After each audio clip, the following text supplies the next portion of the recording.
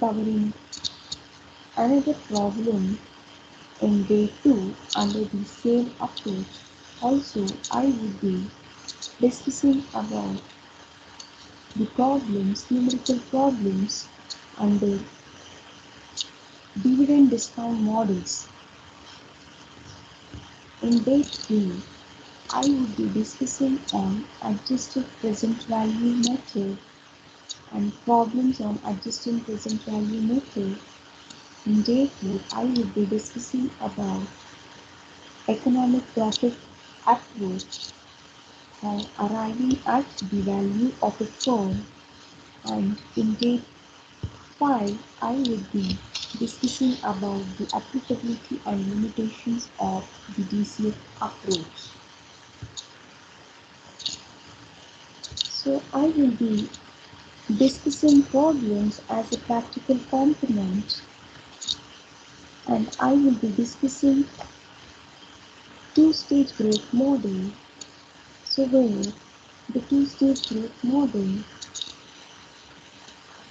assumes growth in two stages of a company, where the details regarding revenues, EBIT, capital expenditure, depreciation, working capital as a percentage of revenues, corporate tax rates, paid-up equity capital, market value of debt during the base year will be given, and also the inputs with respect to high growth rate period, that is, the length of the high growth rate period in terms of years, number of years that there will be a high growth rate in revenues, depreciation, EBIT and capital expenditure, working capital as a percentage of revenues, cost of debt, debt equity ratio, risk-free return, market risk premium, equity delta will be provided, and also the inputs for the stable growth period, that is the expected growth rate in terms of revenue and EBIT, capital expenditures, working capital as a percentage of revenue, cost of debt, debt equity ratio, risk-free rate, market risk premium, equity beta are the data that will be provided, and we are supposed to calculate the value of the firm under this method. So to arrive at the value of the firm, we have to apply CAPM approach to finding out cost of equity during the high growth period, and we will arrive at weighted average cost of capital after calculating the cost of equity and the cost of debt during the high growth rate period, and also during the stable growth rate period.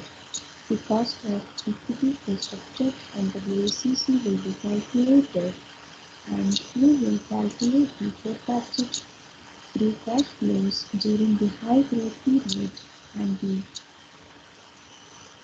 terminal year, that is after the explicit growth period.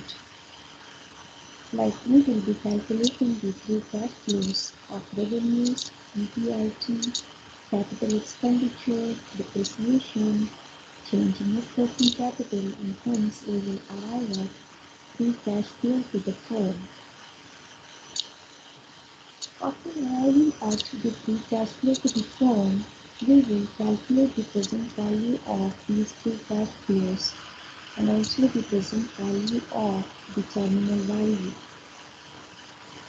And hence we will arrive at the value of the firm by adding the present value of the free cash flows during the explicit forecast period and the present value of the terminal period or after the explicit forecast period.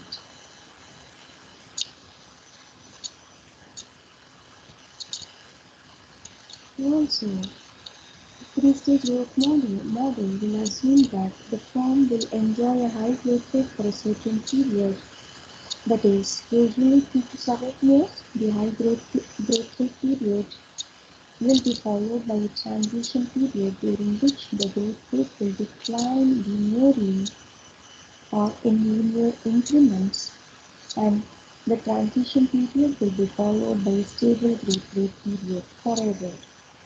And hence the value of the firm under three-stage growth model is arrived at by adding the present value of free cash flow during the high growth rate period, present value of free cash flow during the transition period, and the present value of the terminal value or the present value after the explicit period. So here it is similar to the two-stage growth model, and the only difference is here the growth rates for three different stages will be given instead of two stages.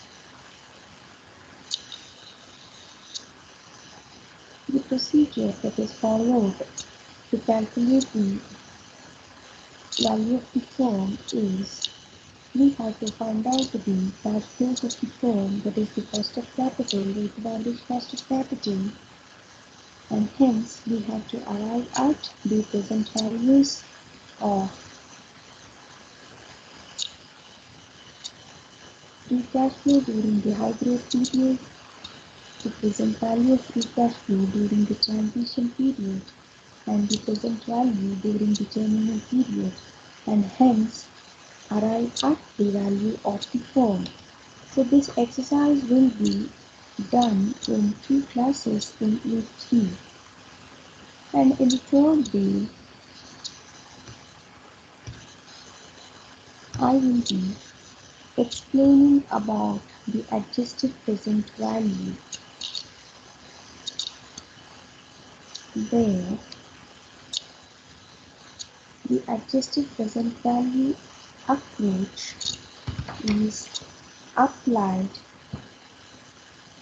in the situations of the company in which the capital structure of the firm is likely to substantially change over time, where this model is more appropriate to use.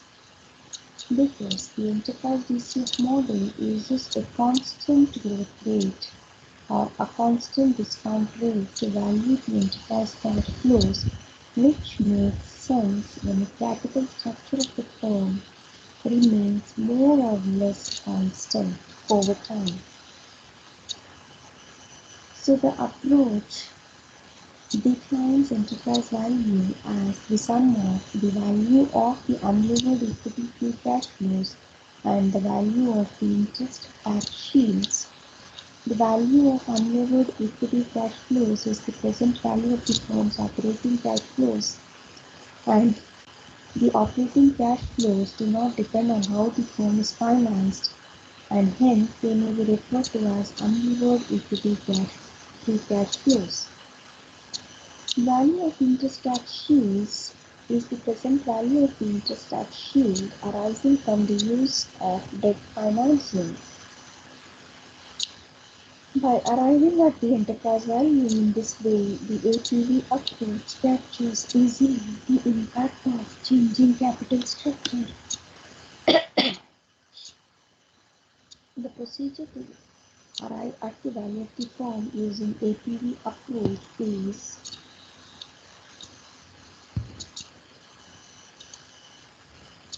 followed, that is, the procedure that is typically followed is estimating the enterprise value using the WACC approach as is done under enterprise DCF approach, wherein the enterprise value or the firm value was estimated as the sum of the present value of the free cash flows during the planning period and the present value of the estimated terminal value at the end of the planning period. They will estimate the present value of cash flows during the planning period, and the planning period cash flow comprises of unlevered equity free cash flow and interest tax shield. The unlevered equity cash flow which is same as the free cash flow to the firm, is obtained by deducting taxes from net operating income, and we arrive at net operating profit less adjusted taxes. To this, we will be adding depreciation expense and deducting capital expenditure and increase in net working capital to arrive at unlevered equity free cash flow. And hence, the present value of equity free cash flow is obtained, is calculated. Also, the present value of interest tax shield during the planning period is also calculated, and the present value of cash flows during the planning period is arrived at using the formula, and we will estimate the terminal value of the firm at the end of the planning period by applying WACC, which is the weighted average cost of capital that we find out beyond the planning period. The terminal value of the firm at the end of the planning period assumes that after the planning period the capital structure of the firm remains constant and the firm's cash flows beyond year end would grow at a constant rate of G, which is less than weighted average cost of capital. And hence we add the present values that is being calculated during the planning period and terminal value, and we will arrive at the enterprise value as per the adjusted present value approach.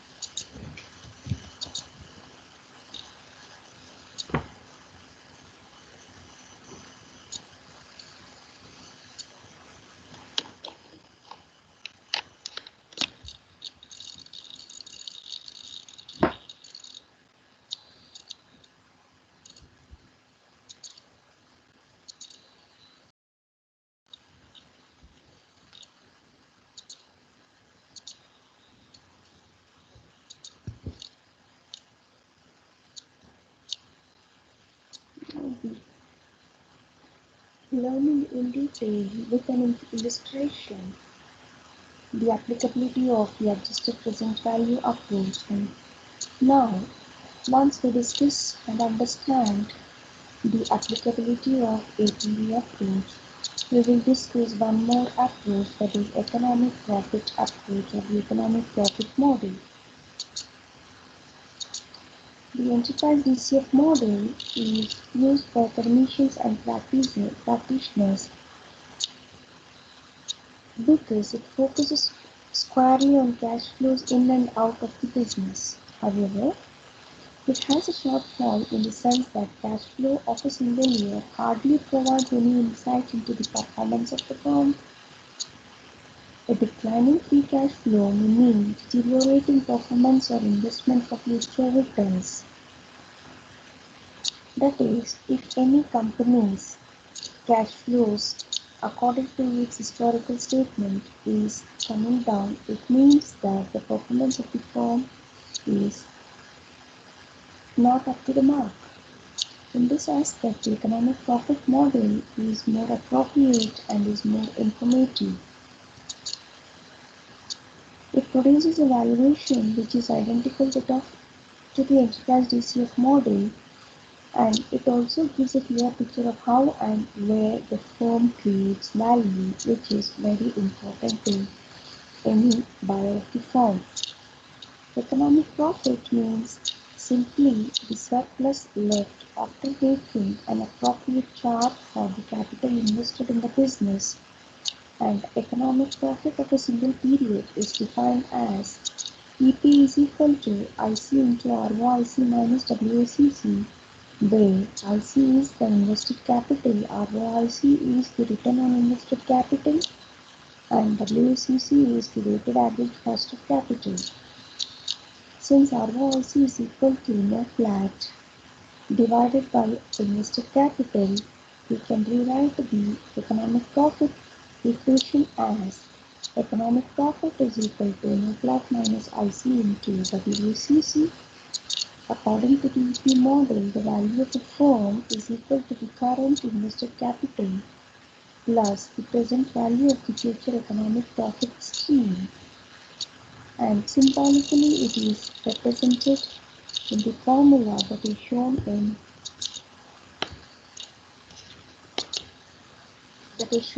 the slide. So, if we equate the enterprise DCF model and EP model, how does the valuation as per the EP model compare with valuation as per the enterprise DCF model? Economic intuition tells that the two models should lead to identical valuation. Indeed, it is true,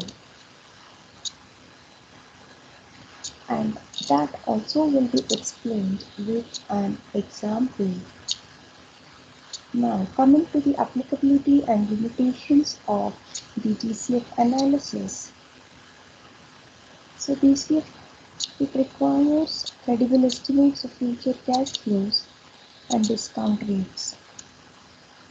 And this approach is easily applicable to assets and firms when current cash flows are positive. Future cash flows can be estimated easily and reliably, and the risk profile is stable. If this idealized setting is being removed, the more difficult it is to apply the DCF approach. In the following situations, it is difficult to apply the DCF method, or it may be necessary to make substantial modification to DCF approach.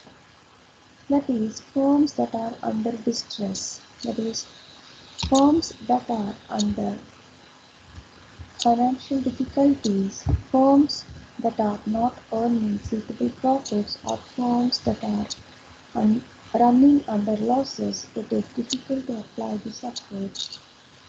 Firms that have highly cyclical operations, it's very difficult to use this approach, and firms that have not still been listed in the stock exchanges, and firms which have significant patents and product options, that is, firms that have intangible assets, more of intangible assets, it is difficult to use this approach.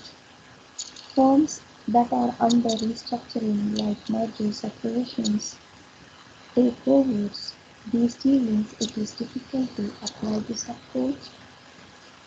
Firms which are involved in acquisitions and also private firms, since these private firms are mostly unlisted firms, and also many of the firms are really new ventures, and hence the cash flows, the historical data to predict the future cash flows is insufficient. It's not possible, or it's difficult to apply DCF approach. DCF approach can be applied only if the current cash flows are positive, if future cash flows can be estimated with credibility, and if the risk profile of the firm is stable. DCF approach suffers from lot of limitations. To understand this, it is helpful to look at and also find out where it is useful and where it is not useful. It is useful to apply DCF approach for valuing fixed income securities, as securities are fixed in the sense cash flows can be predicted or estimated reliably. This approach is helpful in valuing fixed income securities. It is sensible to use this approach to value stocks of mature companies which pays regular dividends or which are paying regular dividends. This approach is also very useful in valuing stocks of companies that have substantial growth opportunities, and this model can be stretched to value the stocks where the value of stock is equal to the present value of dividends the firm may eventually pay, and it is used for valuing safe cash flow such as cash flows of financial assets like leases and hire purchases. It can be readily applied for valuing cash cows, and it can be very well applicable for engineering investments such as replacement projects. It is not so useful in valuing a business with significant growth or intangible assets. To put it differently, it provides only a partial answer when options account for a significant portion of the value of a business.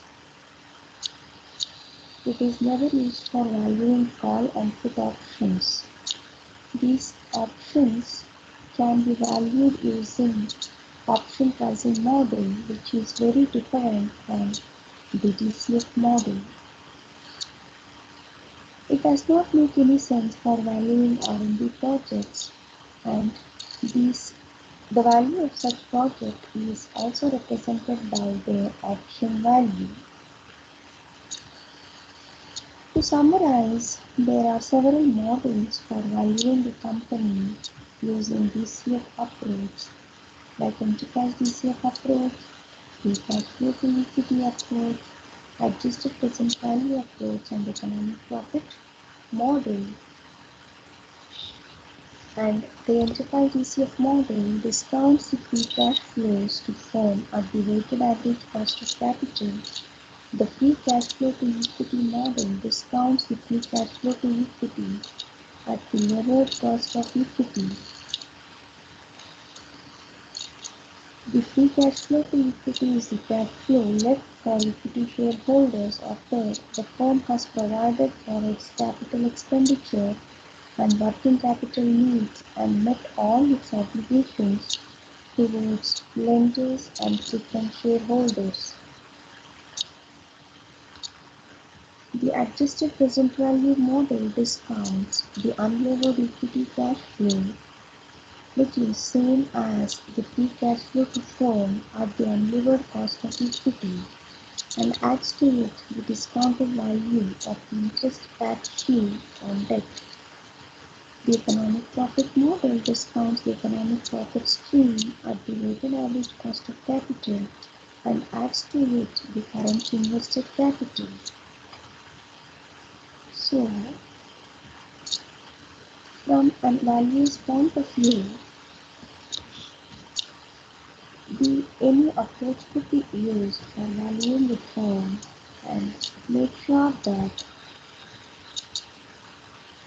different companies uses different approaches or different methods, or they can use all the methods and compare the results of each method.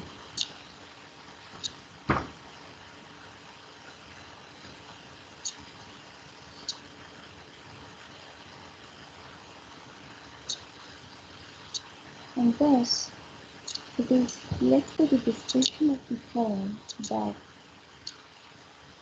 which approach has to be incorporated for valuing the firm, but it also has to make into considerations few things like biases and how the biases has to be mitigated, the uncertainties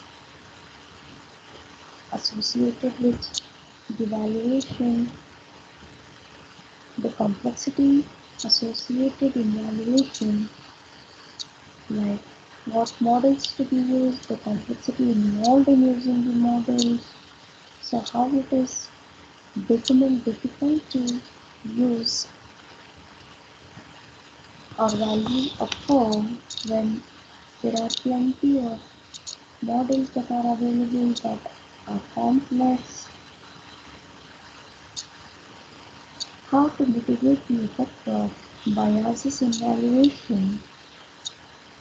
Also, how this valuation has incorporated the estimation uncertainty, the non-specific uncertainty, macroeconomic uncertainty, and how an analyst should respond to uncertainties. Some sensible responses that an analyst should take into consideration, like using better valuation models, in the sense that an analyst has to build a better valuation models that utilizes fully the information that is available for valuation. And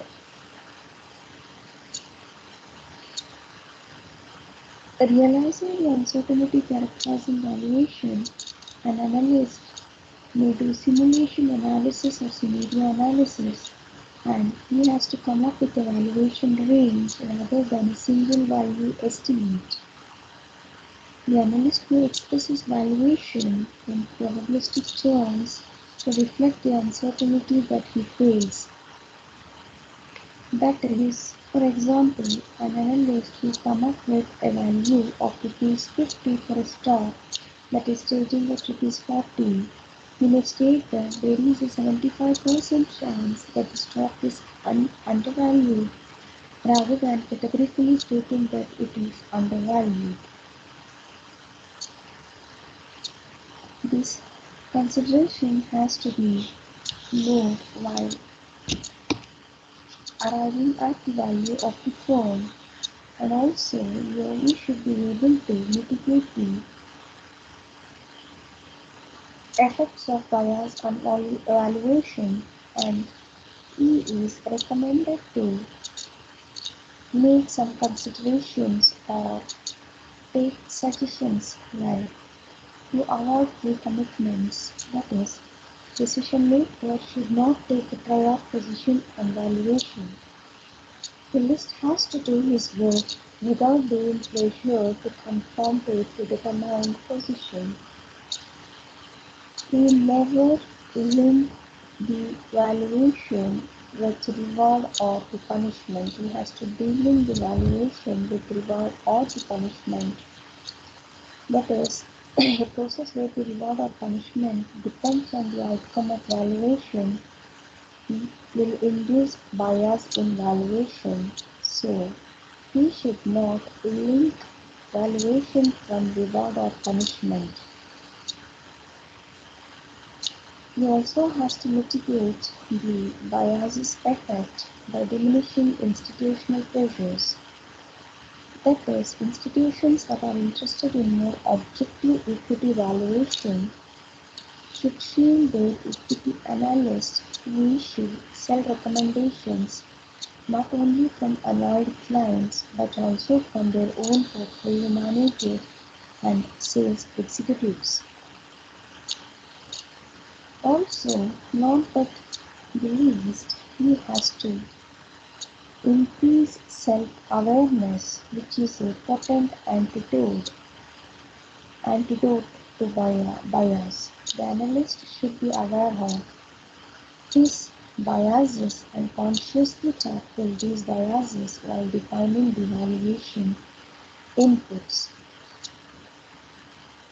So to summarize, since value maximization is the central theme, all managers must understand what determines value and how value should be measured.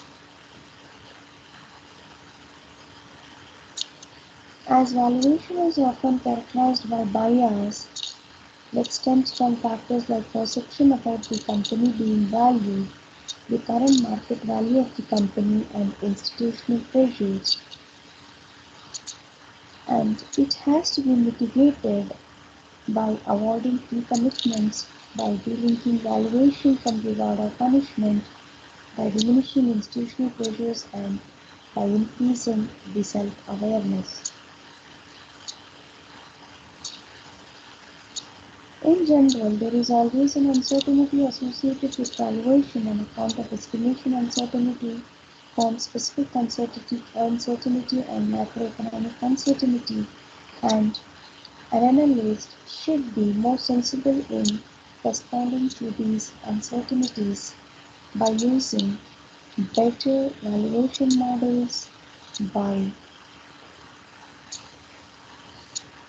making a scenario analysis or a simulation analysis and coming up with a valuation range instead of giving a single value estimate, and making probabilistic statements instead of a firm statement about a value. So all these topics will be discussed in detail in week 3. Thank you.